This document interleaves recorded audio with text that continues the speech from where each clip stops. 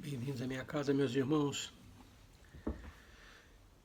Elevar o nosso pensamento a Deus em agradecimento por tudo que o Pai tão bondosamente nos oferece, as oportunidades de crescimento que nos proporciona, o momento reencarnatório que nos concedeu. Agradecer a companhia, o aconselhamento dos nossos irmãos do plano espiritual, rogando que se mantenham conosco, nos auxiliando na tarefa que nós vamos com grande dificuldade nos desincumbindo de ir nos melhorando, de ir nos retificando. Que os irmãos se mantenham conosco, nos incentivando, nos estimulando, para que nós consigamos alcançar o grande objetivo, a perfeição moral. Rogar ao Mestre Jesus que deite sobre nós a sua iluminação, para que nós tenhamos no estudo entendimento mais vasto, mais profundo, que nós consigamos alcançar novas boas resoluções. Que a paz do Mestre inunde os corações dos nossos irmãos. Que assim seja. Nós estamos estudando o Livro dos Espíritos, a parte 2ª, capítulo 4º, da pluralidade das existências. E hoje nós entramos no quarto tema deste capítulo, transmigrações progressivas. Nós já vimos a reencarnação, a justiça da reencarnação e encarnação nos diferentes mundos. E hoje nós entramos em transmigrações progressivas. A palavra transmigrações, ela tem o significado passar de um corpo para o outro, no caso a alma, né? Passar de um corpo para o outro. No nosso entendimento, a pluralidade das existências, né, exige a passagem do espírito de um lugar ao outro, de um corpo para o outro. Então, transmigrações têm esse sentido. A alma transferindo-se de um corpo para o outro. E eu chamaria atenção para progressivas, não é sucessivas, mas progressivas, dando a ideia de crescimento, de acréscimo, nesse processo de mudança de um corpo para o outro. Vamos lá então. Transmigrações progressivas, nós iniciamos na questão de número 189.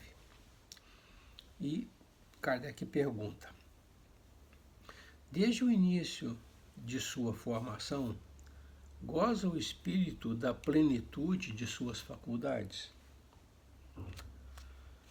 O nosso orientador responde assim: não, pois que para o espírito, como para o homem, também há infância. Em sua origem, a vida do espírito é apenas instintiva.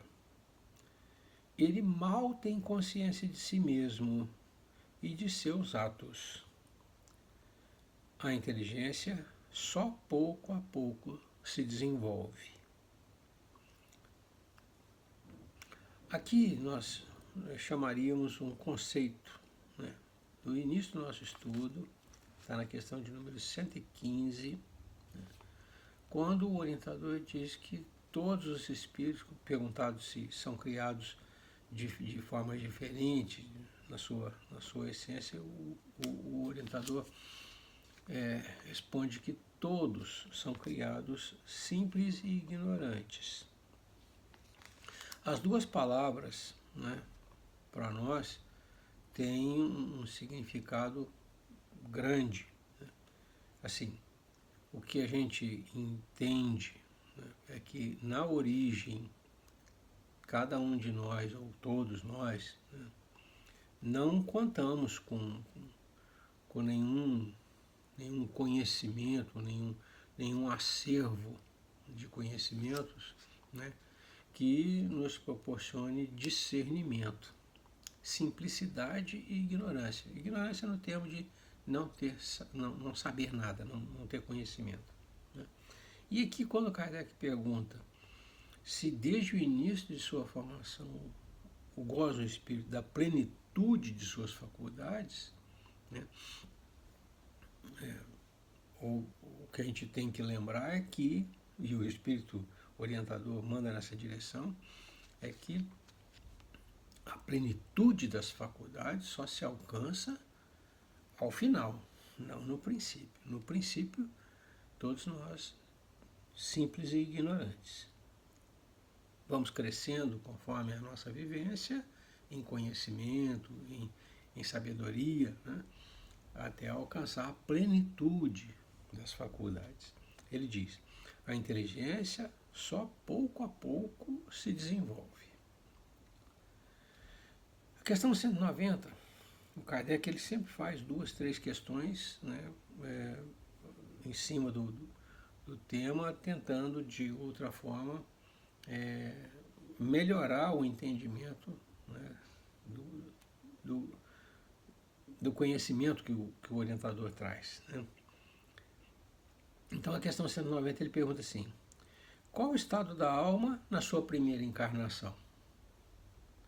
Se nós reportarmos a 115, né, seria um estado muito precário, vamos dizer assim, porque nós não temos lá na nossa origem, né, consciência de nós mesmos, daquilo que nós somos, finalidade da nossa existência, e tampouco dos nossos atos, aquilo que a gente faz, as consequências que tem.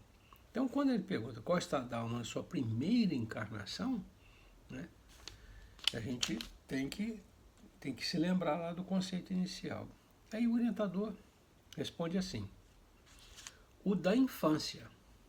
Então, na primeira encarnação seria como numa infância. O da infância na vida corporal.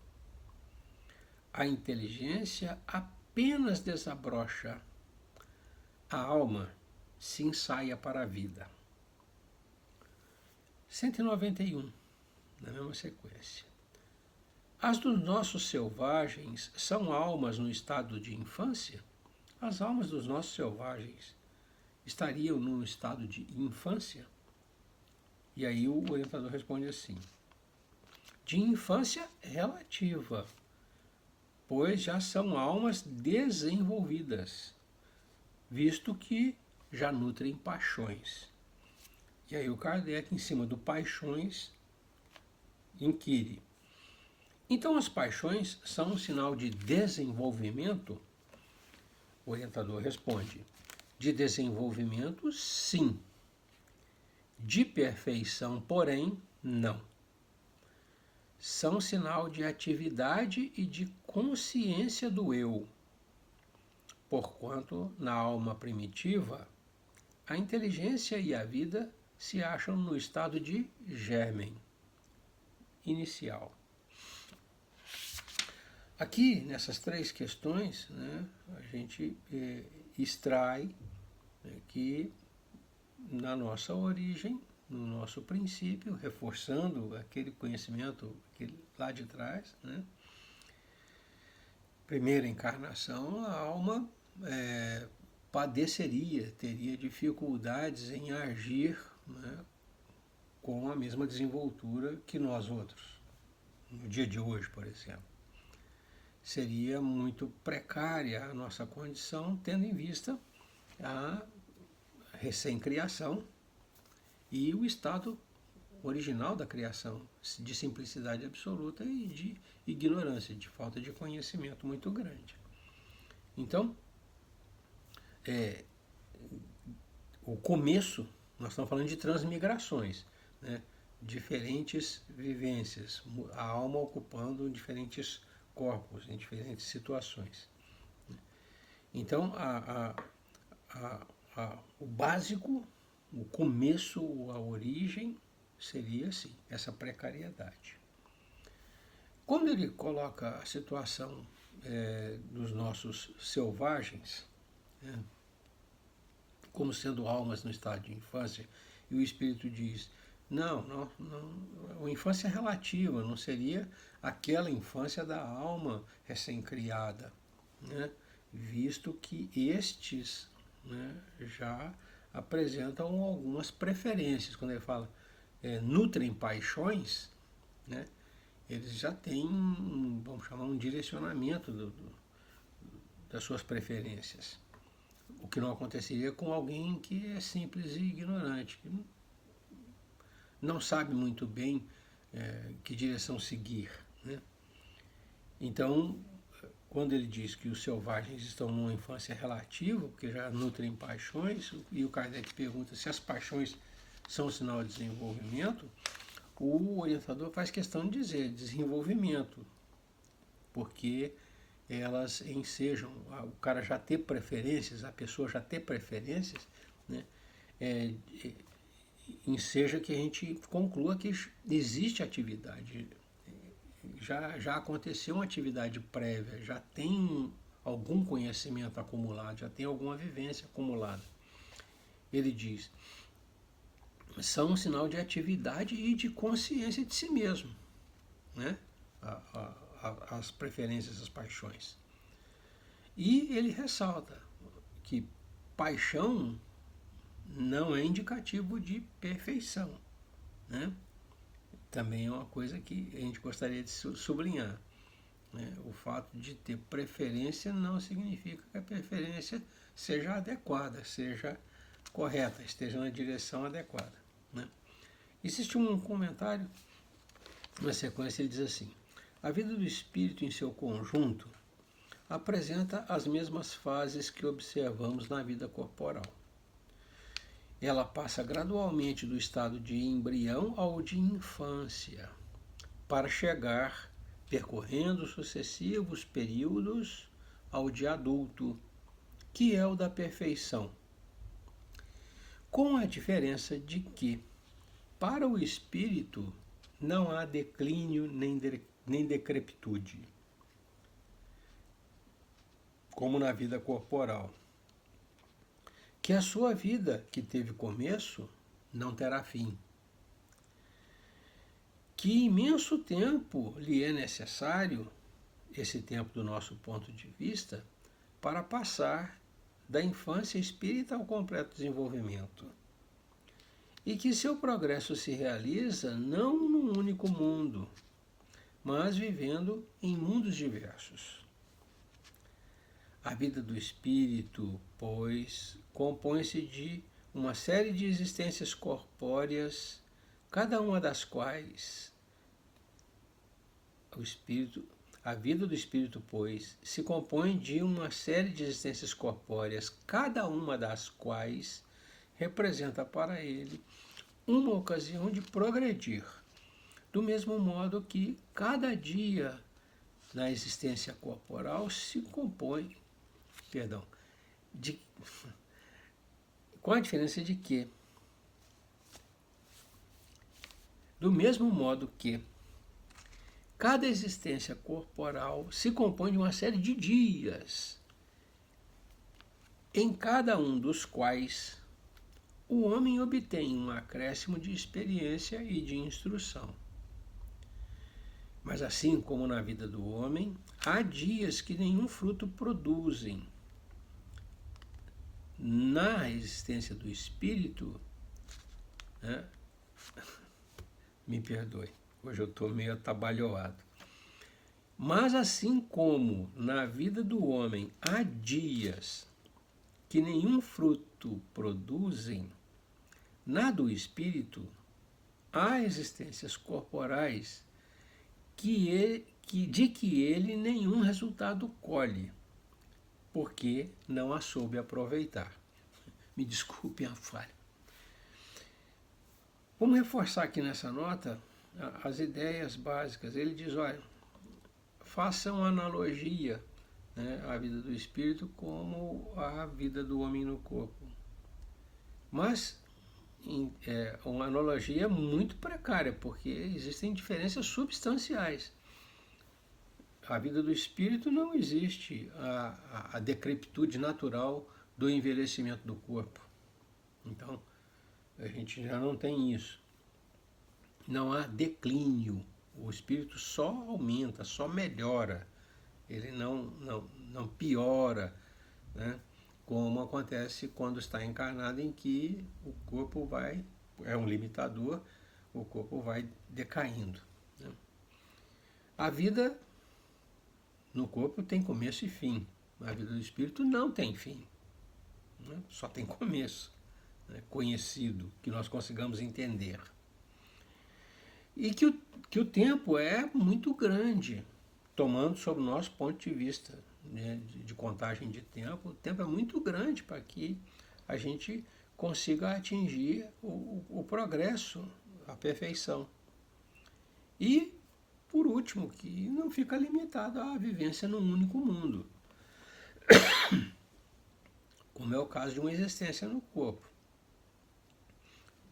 que tem uma limitação naquele ambiente, naquele tempo, naquele mundo, né? E finaliza dizendo, olha, é como a vida do homem no corpo, a vida do espírito, né? É uma sucessão de existências, uma sucessão de nós chamamos encarnações, né? E como no dia a dia do homem, há encarnações que não são aproveitadas, como existem na nossa vida, no corpo, dias em que a gente não produz absolutamente nada. Questão 192. Ele pergunta, Kardec pergunta, pode alguém, por um proceder impecável na vida atual, transpor todos os graus da escala do aperfeiçoamento e tornar-se espírito puro, sem passar por outros graus intermediários? Nós chamamos isso de pular etapas, né? O camarada poderia sair, mercê ou em decorrência de um esforço muito grande, né? Sair da estaca zero e chegar ao final do curso, forçando a situação, né? Chegar à perfeição, sair da simplicidade e ignorância, muito empenho pessoal, chegar à perfeição, sem passar pelos outros estágios. Aí o orientador responde assim,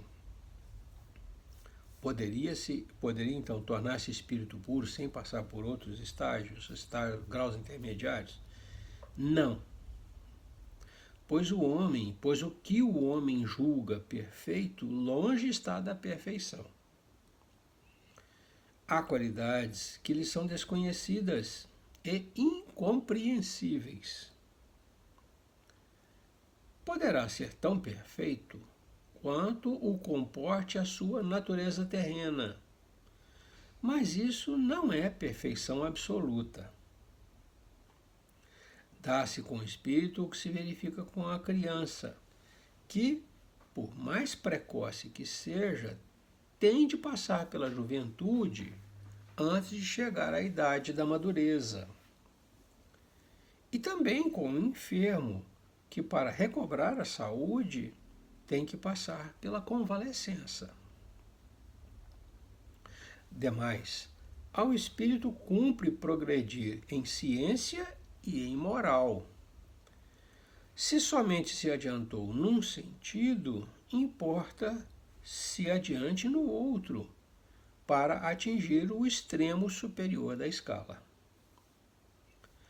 Contudo, quanto mais o homem se adiantar na sua vida atual, tanto menos longas e penosas lhe serão as provas que se seguirem. A pergunta do Kardec mediante grande esforço, poderíamos chegar ao objetivo final, pulando, deixando de passar pelos estágios intermediários, e o orientador diz, não tem como, porque vocês ainda não têm a visão completa dos estágios, de todos os estágios intermediários. Ele diz, há qualidades que lhes são desconhecidas e incompreensíveis no momento presente. Então, a ideia de que a gente possa abreviar esse curso, né, não procede. Né? O curso é lento e é longo, esse curso de progresso. E a gente tem que se convencer disso. O que ele diz é o seguinte, ele diz, olha, esse esforço que você faz para um aprendizado rápido, para aproveitar bem as oportunidades, né, que é o que ele coloca, um proceder impecável na vida atual, aproveitar bem as oportunidades, contudo, né, ele ressalta, esse proceder, esse esforço, que lhe garante um adiantamento, um grande adiantamento na vida atual, lhe poupa provas futuras, diminui, atenua as provas futuras. Tanto menos longas e penosas serão as provas que se seguirem. Então não é um esforço em vão. Você não chega ao estágio final porque existem coisas que a gente ainda vai aprender ao longo da caminhada. A visão que nós temos hoje de perfeição é muito imperfeita, muito incompleta, né? É isso que ele ressalta. Aí o Kardec reforça a pergunta. Pode ao menos o homem, na vida presente, preparar com segurança para si uma existência futura menos cheia, menos repleta, ele coloca menos prenhe de amarguras, menos repleta de amarguras, garantir um futuro menos doloroso, menos complicado? E aí o espírito orientador responde, sem dúvida, pode reduzir a extensão e as dificuldades do caminho. Pode reduzir a extensão do caminho e as dificuldades do caminho. Só o descuidado, só o negligente, só o descuidoso, diz ele, permanece sempre no mesmo ponto. Questão 193. Pode um homem, nas suas novas existências, descer mais baixo do que esteja na atual? Aqui nós voltaríamos a um outro conceito que nós já vimos, que é o caminhar para frente sempre. Né? Pode um espírito degenerar? Né? Vamos lá. Pode um homem, nas suas novas existências, descer mais baixo do que esteja na atual? O orientador responde assim. Com relação à posição social, sim. Como espírito, não. E aí a gente volta ao conceito lá de trás, né, que é o espírito não retrograda. Ele diz, olha, numa existência futura, numa existência posterior, o espírito pode ser colocado numa situação social mais baixa, né, que é essa pergunta, mais baixa do que essa que ele ocupa hoje. Hoje você tem um padrão social, então na próxima você pode vir inferior. Padrão social. Questão financeira. Agora, em moralidade, não, porque o espírito não volta atrás nas conquistas que faz no campo da moralidade. Aí ele diz, como o espírito não pode vir numa condição mais baixa. A 194 praticamente é redundante em cima disso. Pergunta Kardec, é possível que em nova encarnação a alma de um homem de bem anime o corpo de um celerado? O orientador responde, não, visto que não pode degenerar. E está aí o conceito lá de trás. O espírito não retrograda. Então, o homem de bem, que ele diz, aquele que atingiu um determinado nível de moralidade, pode voltar numa situação de imoralidade, né? Pode ele que era um homem de bem, via no corpo de um assassino, de um... Não, não pode. O espírito não degenera. Aí o Kardec, bom, e a inversa?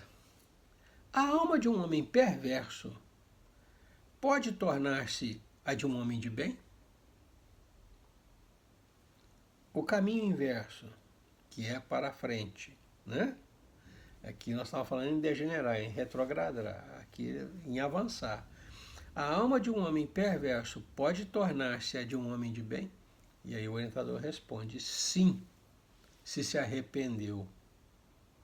Isto ou isso constitui, então, uma recompensa. E aí vem uma nota. A marcha dos espíritos é progressiva, jamais retrograda.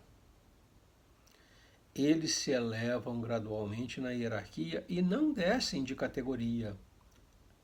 Perdão, e não descem da categoria a que ascenderam. Em suas diferentes existências corporais, podem descer como homens, mas não como espíritos.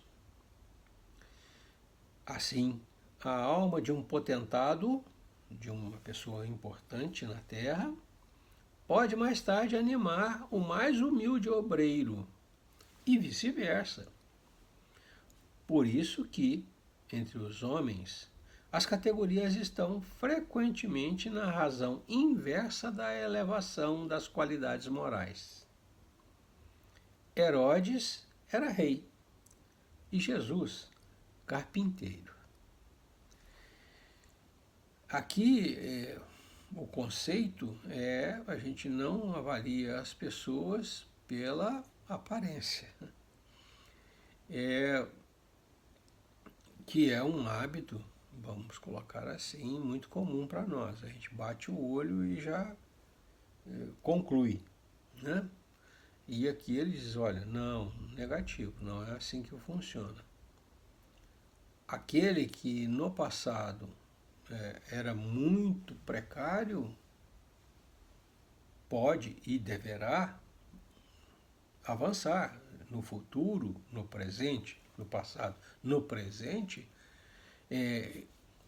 está numa condição melhor, moralmente falando. Nós estamos falando sempre de moralidade. A inversa não acontece, não pode acontecer. Alguém que chegou a um determinado nível de moralidade não pode voltar para trás. Não tem como voltar para trás. Ele pode agir contra, né, e responder pelas ações, mas dizer que não sabe, que não acontece isso mais. Uma vez o conhecimento incorporado, uma vez você alcançando aquele entendimento, né, não tem como você dizer que não tem. Agora vamos àquilo que interessa. Todos nós avançamos. Então, a alma de um perverso pode e chegará a ser de um homem de bem. É essa a ideia que o Espírito coloca. A marcha dos Espíritos é progressiva. Progressiva. Jamais retrograda. Só se vai para frente. No máximo a gente fica parado, estagnado, estacionado. É esse conceito que tem que ficar. Então, nessas transmigrações progressivas, o que a gente espera é o quê? Melhoria. Progressiva, melhoria. Né? Questão 195. Pergunta Kardec. A possibilidade de se melhorarem noutra existência não será de molde a fazer que certas pessoas perseverem no mau caminho, dominadas pela ideia de que poderão corrigir-se mais tarde? Eu escuto isso demais e às vezes eu me comporto assim, né?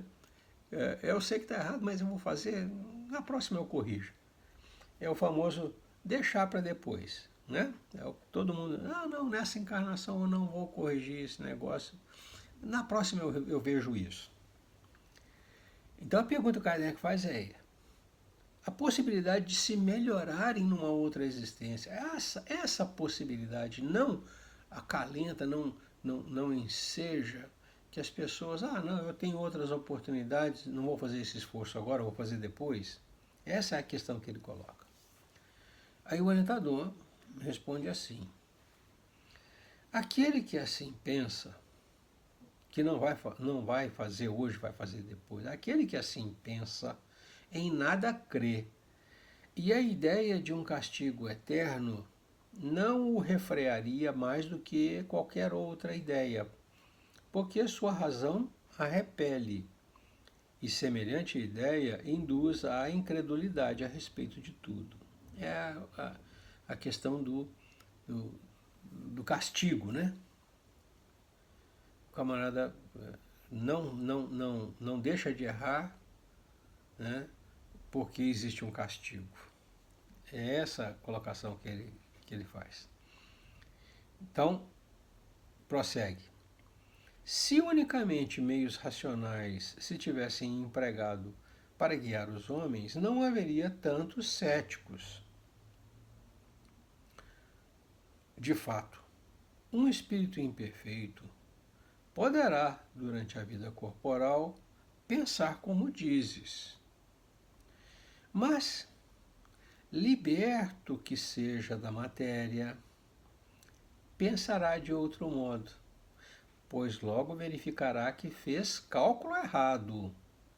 E então, sentimento oposto a esse trará ele para a sua nova existência.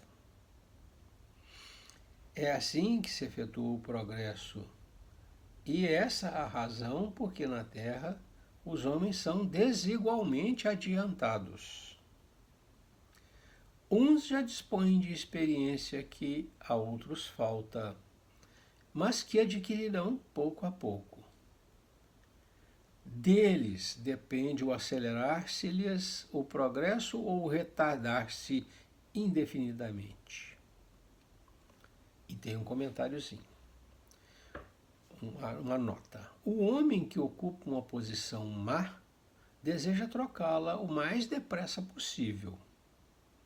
Aquele que se acha persuadido de que as tribulações da vida terrena são consequência de suas imperfeições, procurará garantir para si uma nova existência menos penosa. E esta ideia o desviará mais depressa da senda do mal do que a teoria do fogo eterno em que não acredita. E essa ideia do deixar para depois, a gente tem que até fazer um reforçozinho. Hoje a gente sabe as condições que nós temos, né, para a gente poder resolver os problemas. Então, por mais complicado que seja um determinado problema, eu sei quais são as condições que eu tenho para resolvê-lo. O futuro, diz o velho ditado, a Deus pertence. Então, as condições do futuro, né, eu não sei. A dívida, ou o ônus, ou o fato a ser corrigido, permanece comigo. Nesta existência não foi resolvido, eu vou resolver. Vou resolver na outra. Perfeitamente, não tem problema, você vai resolver na outra. Agora, como é que será a outra? Essa é uma questão que eu gostaria de colocar para os meus irmãos. Então, antes de entrar nessa, né, de que são muitas as oportunidades de existências, né, e eu posso me dar o desfrute de não fazer esforço agora, porque eu terei uma outra oportunidade, ela já começa errada, né, por essa premissa, por esse aspecto que eu estou levantando. As condições futuras não nos pertencem, são desconhecidas. Eu terei êxito na próxima tentativa? Será mais fácil lá do que é agora?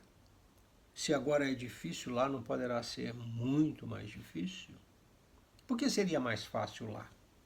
Essa é a questão que nós temos que considerar. E o espírito, essas são considerações minhas. E o espírito orientador, ele faz outras considerações interessantes aqui. Ele diz, olha, este é o pensamento que faz os homens ficarem diferentes entre si. Aqueles que têm o entendimento das coisas se apressam em aproveitar as oportunidades e resolver logo os problemas. Aquele, né, que retarda demonstra uma precariedade de análise, né, que o coloca em atraso. Ele não aproveita as oportunidades, deixa de fazer agora, né, porque, não, posso fazer no futuro. Né. Isso faz os homens diferentes entre si. Aquela igualdade que todo mundo fala por aí é impossível, porque os homens, quando eu falo homens, falo de humanidade, não estou falando em gênero, né? Os homens são diferentes entre si na forma que veem as coisas. Ele diz, é assim que se efetua o progresso, e é essa a razão porque na Terra os homens são desigualmente adiantados. Uns enxergam a oportunidade e se dedicam a aproveitá-la. Outros desprezam. Quem aproveitou aprendeu mais, foi mais para frente, tem mais experiência.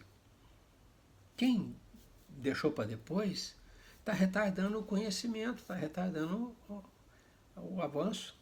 É essa a ideia que nós temos que ter.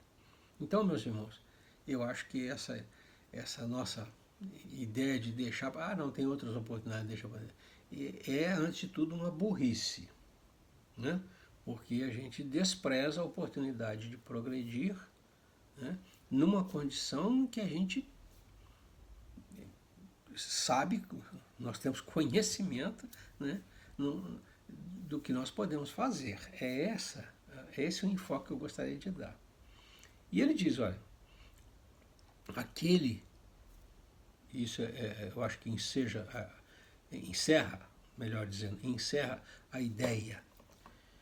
Aquele que se acha persuadido de que as tribulações da vida terrena são consequência de suas imperfeições, procurará garantir para si uma nova existência menos penosa.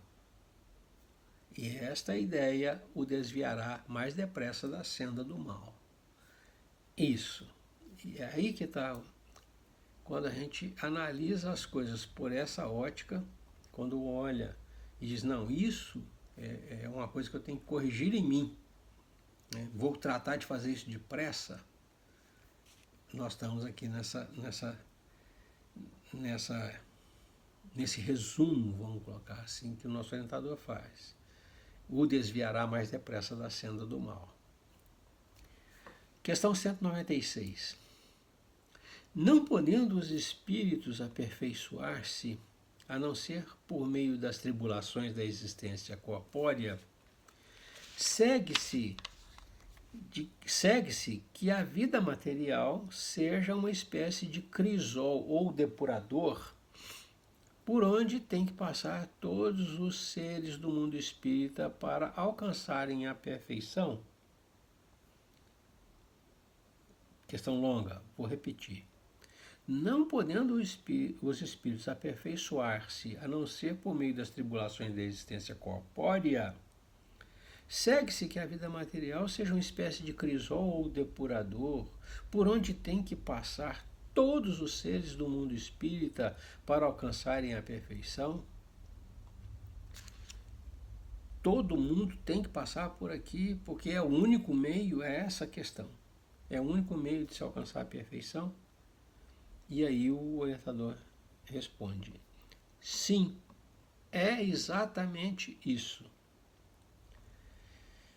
Eles se melhoram nessas provas, evitando o mal e praticando o bem.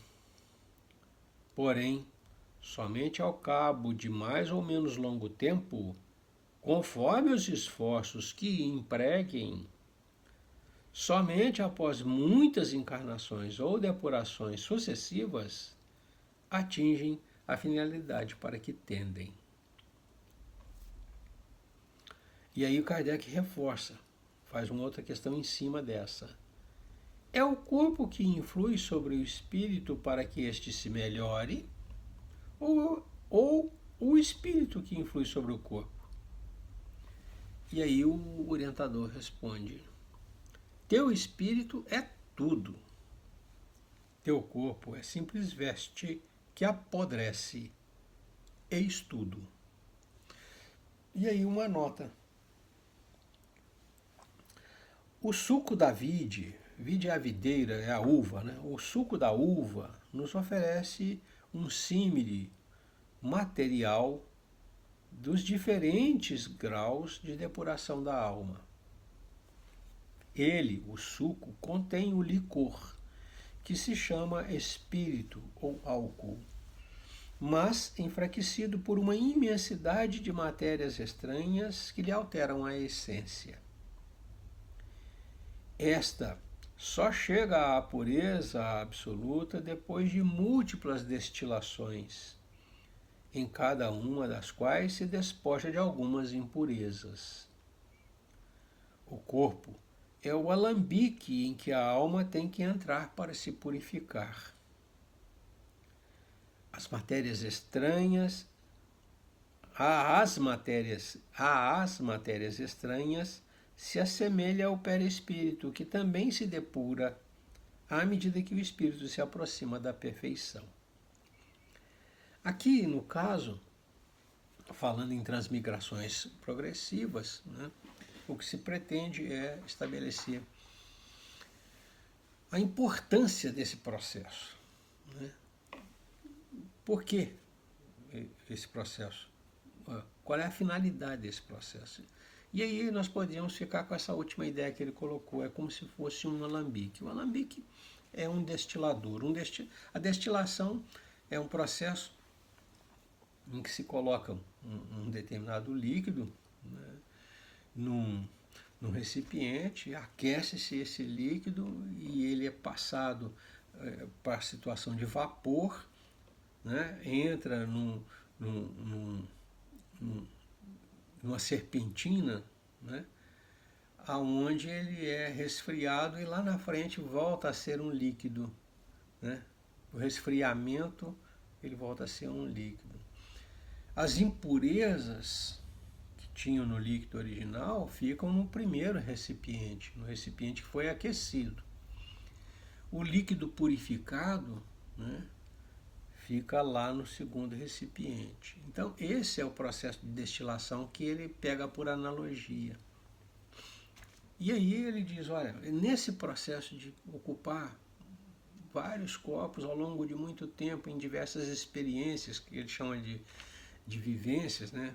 Essas experiências reencarnatórias, essas vivências, o espírito se melhora, porque ele melhora o seu pensar, o seu sentir. Com isso, ele abandona as impurezas, né? Ele abandona as suas impurezas, né? E vai ficando mais elevado, mais puro. Né? No processo de destilação, né, o espírito tende a chegar lá naquele segundo recipiente.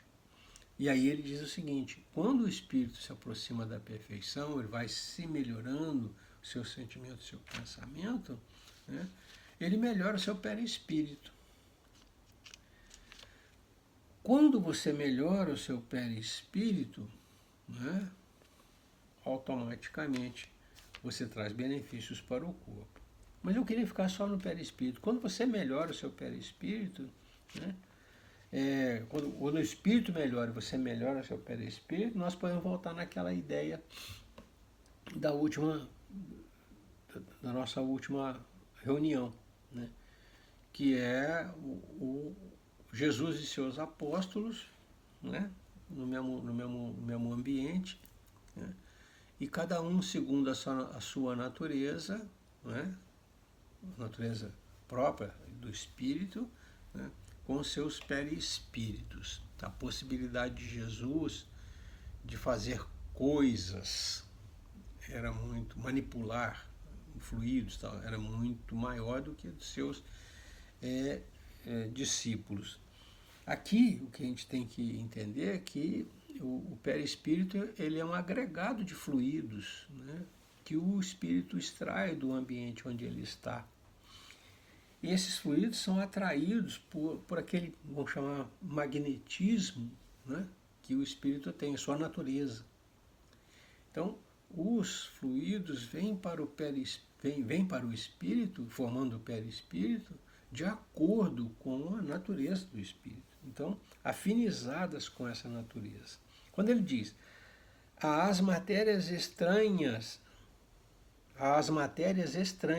aquela que fica no primeiro reservatório, né, quando você faz o processo de destilação, né, as impurezas, as matérias estranhas se assemelham ao perispírito, que também se depura à medida que o espírito se aproxima da perfeição.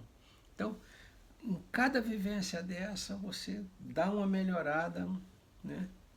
Na próxima experiência, seu perispírito já está melhor.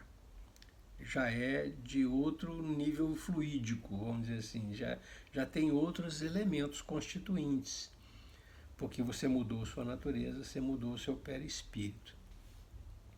Ele diz, é um processo longo e lento, ele diz, somente após muitas encarnações ou depurações sucessivas, os espíritos atingem a finalidade para que tendem, que é a perfeição. Muito bem. Assim nós encerramos, né, esse quarto tema, né, transmigrações progressivas. Os irmãos fiquem à vontade, né, para fazer comentários, questionamentos, acréscimos. Né? E nós damos por encerrado, então, a nossa reunião de hoje. Agradecidos a Deus pela oportunidade, ao Mestre e aos amigos espirituais pela companhia, nós encerramos a nossa reunião, rogando ao Mestre Jesus nos mantenha debaixo da sua iluminação, para que nós tenhamos clareza em identificar os objetivos que temos que alcançar e os caminhos que nos conduzem a eles. E que o Mestre nos infunda muita força moral, para que nós consigamos agir conforme a lei de Deus.